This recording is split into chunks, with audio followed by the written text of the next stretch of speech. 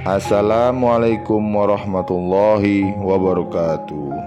Kali ini kita akan menceritakan sebuah kisah seorang raja, yaitu kisah Raja Abraham menyerang Ka'bah dengan pasukan gajahnya. Pada saat kelahiran Nabi Muhammad SAW, terjadi suatu peristiwa besar, yaitu penyerangan Ka'bah yang dilakukan seorang Raja Yaman. Raja Yaman yang menyerang Ka'bah adalah Raja Abraha. Peristiwa ini diketahui terjadi pada tahun 570 Masehi, bertepatan dengan tahun kelahiran Nabi besar kita, Nabi Muhammad SAW. Menurut suatu riwayat, kejadian ini berlangsung tak lebih dari 2 bulan sebelum lahirnya beliau Rasulullah SAW. Raja Abraha memiliki nama lengkap Abraha al-Ashiram. Raja Abraha merupakan seorang gubernur Yaman yang berambisi dengan membangun gereja megah di sana. Kemudian diberi nama Al-Qalis dengan harapan dapat menjadi tempat ibadah terbesar di seluruh Arab, menandingi Ka'bah di Mekah. Tujuan didirikannya gereja dengan megah dan hebat itu bermaksud untuk mengambil hati raja.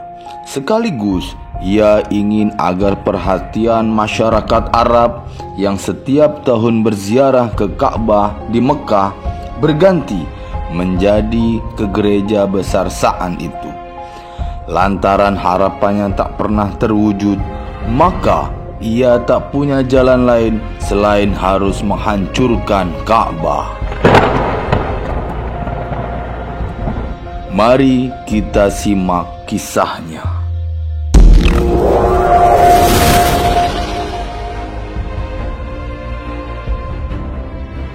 Kisah Raja Abraha. Sebagai pusat agama, kota Mekah menjadi destinasi utama yang kerap dikunjungi oleh umat Islam. Hal tersebut memberi kesempatan bagi pedagang-pedagang untuk menjajakan barangannya. Oleh karena itu, Raja Abraha memiliki keinginan untuk mengubah pusat perdagangan tersebut ke Yaman. Mengetahui hal tersebut, kebencian bangsa Arab dan juga Kahtan kepada Abraha semakin bertambah. Mereka kemudian menghancurkan gereja tersebut. Penghancuran gereja tersebut kemudian disinyalir menjadi alasan Raja Abraha yang kemudian ingin menghancurkan Ka'bah.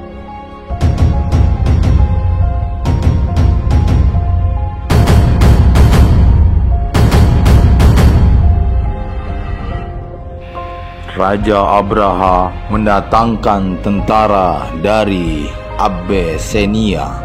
Dia sendiri yang memimpin pasukan itu dengan mengendarai seekor gajah. Beberapa suku Arab yang mendengar rencana itu mencoba untuk menghalangi Raja Abraha.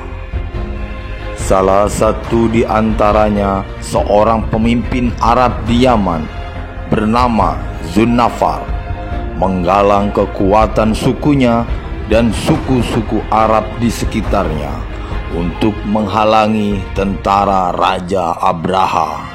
Akan tetapi, Zunnafar dapat dikalahkan oleh tentara Raja Abraha sehingga ia ditawan dan hampir dihukum mati.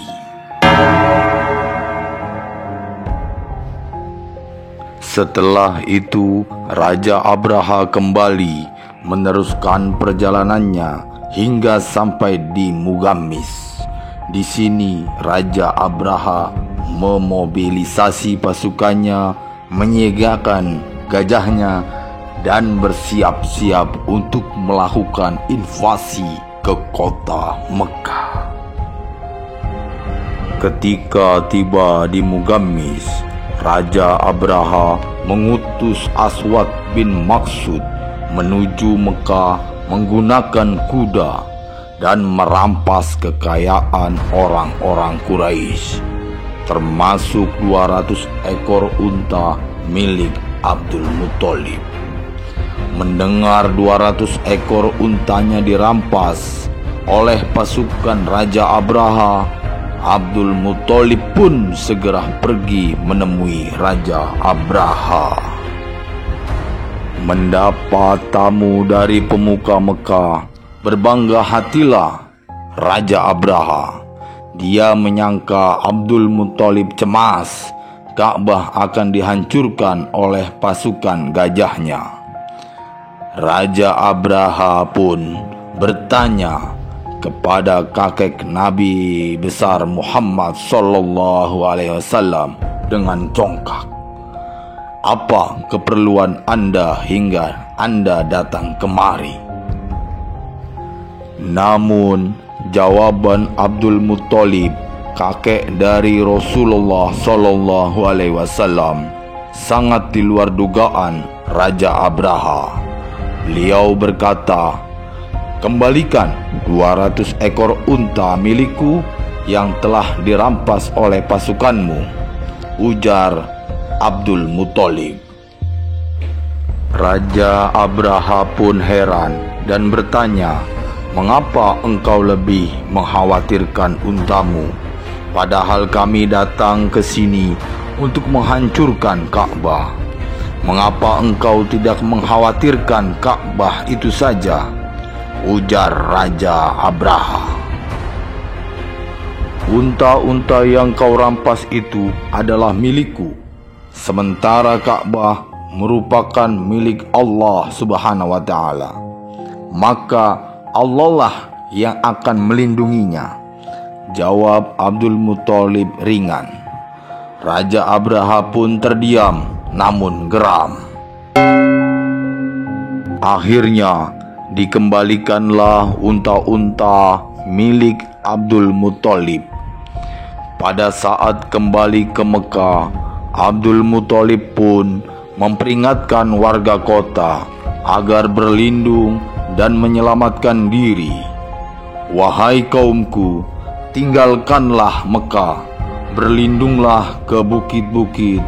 Sungguh aku melihat pasukan Raja Abraha yang besar dan mustahil kita melawannya," seru Abdul Muthalib. Maka bergegaslah warga Mekah meninggalkan kota. Sementara Ka'bah tetap berdiri, tak satu pun warga yang melindungi. "Ya Allah, kami menyelamatkan diri kami, maka lindungilah rumahmu ini," doa Abdul Muthalib di depan Ka'bah sebelum meninggalkan kota. Sementara itu, pasukan Abraha pun bergegas menuju Mekah dengan pasukan gajahnya. Hentakan kaki pasukan gajah itu telah membuat bulu kuduk berdiri. Warga Mekah merinding ketakutan. Mereka berpikir, inilah hari akhir bagi kota Mekah. Kemudian Raja Abraha pun memerintahkan pasukannya untuk menyerang. Namun tiba-tiba gajah-gajah itu enggan melangkahkan kaki. Mereka hanya terdiam dan enggan untuk menyerang. Bahkan meski telah dicambuk sang majikan, gajah-gajah itu berbalik arah dan enggan menuju Ka'bah. Gajah-gajah itu justru hanya berputar-putar di lembah Muhasir dekat Ka'bah. Raja Abraha pun geram dan terus memerintahkan pasukannya untuk mencambuk gajah-gajah itu agar menurut. Namun pasukannya kehabisan akal dan kelelahan menangani gajah yang tidak mau menurut itu. Padahal mereka adalah gajah-gajah yang sudah terlatih. Di luar dugaan, Pada saat itu terjadi peristiwa dahsyat yang diabadikan dalam Al-Quran, surat Al-Fil, yaitu datangnya rombongan burung ababil dari angkasa. Jumlahnya sangat banyak dan mengerikan. Setiap seekor burung membawa batu-batu yang panas. Burung-burung tersebut menargetkan pasukan Raja Abraha, kemudian melemparkan batu yang membara tersebut. Setiap yang terkena batu itu langsung binasa. Setelah melihat kejadian itu, pasukan Raja Abraha panik dan membubarkan pasukannya. Mereka berlarian mencari tempat berlindung, namun tak ada seorang pun yang selamat. Mereka binasa, bahkan sebelum sempat menyentuh Baitullah atau Ka'bah. Pasukan Raja Abraha binasa dan selamatlah Ka'bah.